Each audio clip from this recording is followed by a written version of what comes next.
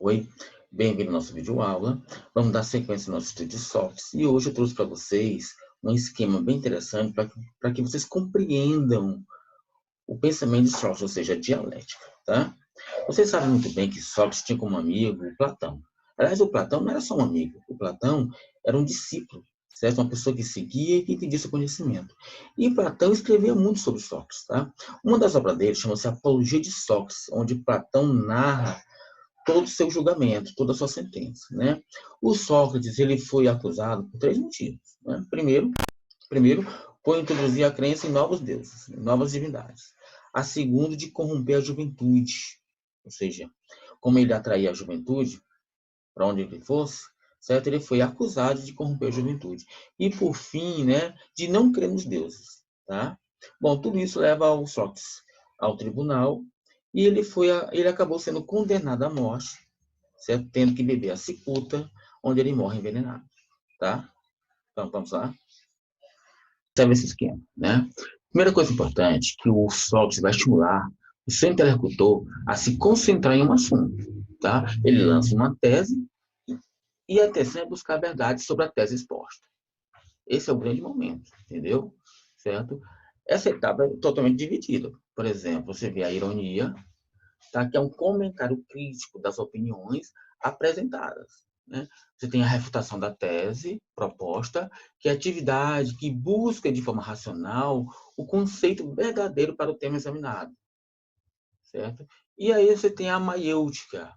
O que é o termo maiêutica? Significa parto. Constitui uma homenagem à mãe de Sócrates, que era parteira, né? Por analogia, o filósofo afirma que se reconhece herdeiro do trabalho de sua mãe, pois crê que a alma tem acesso à verdade, mas precisa ser auxiliada na tarefa de gerar ideias. O Sócrates quer ser aquele que auxilia o nascimento do conhecimento verdadeiro, certo? Ou seja, o parteiro das ideias, né? Interessante isso, é demais, né? Os interlocutores, certo? Que vão chamar a atenção de Sócrates são aqueles que começam, certo? A entender, a sentir as dores do parto. Sentir-se repletos de inquietação, né? Essa postura dialógica de Sócrates suscita essas dores e depois ela elimina para o surgimento do que ele quer, né? O nascimento do conhecimento. Tá? Para que esse parto seja bem sucedido, é preciso confiar e entregar-se à condução socrática, né? Ou seja, examinar as ideias do interlocutor, investigar se é falso ou verdadeiro. Tá? As falsas são descartadas, as verdadeiras são cuidadas, alimentadas, para que elas se desenvolvam. Né? Puxa, cara, isso é demais. Viu? É apaixonante. Né? Ele pergunta, por exemplo, o que é beleza? O que é coragem? O que é virtude? O que é justiça? O interlocutor oferece uma tese sobre a questão em pauta. Sócrates analisa, aprofunda, todos os seus termos, expõe cada uma, né? E de forma irônica, Sócrates joga com a tese do interlocutor e o convence que sua proposta não é adequada para a questão. Dessa forma, ele refuta a tese. E com essa refutação, Sócrates e o interlocutor lançam em busca de uma nova definição, até chegar ao conhecimento verdadeiro. Mas não esqueça, não existe conhecimento verdadeiro, tá?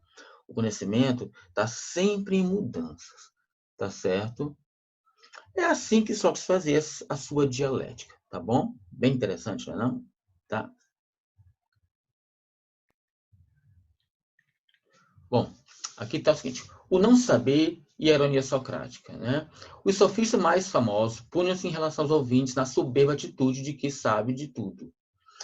Quem eram os sofistas? Os sofistas eram filósofos, certo? Que eles não debatiam. Eles eram muito bons na oratória, então eles discursavam. E Sócrates era totalmente contra os sofistas. Outra coisa, os sofistas eram professores que cobravam pelas suas aulas, e Sócrates não aceitava isso. Ele achava que filósofo não podia cobrar por ensinamentos, tá?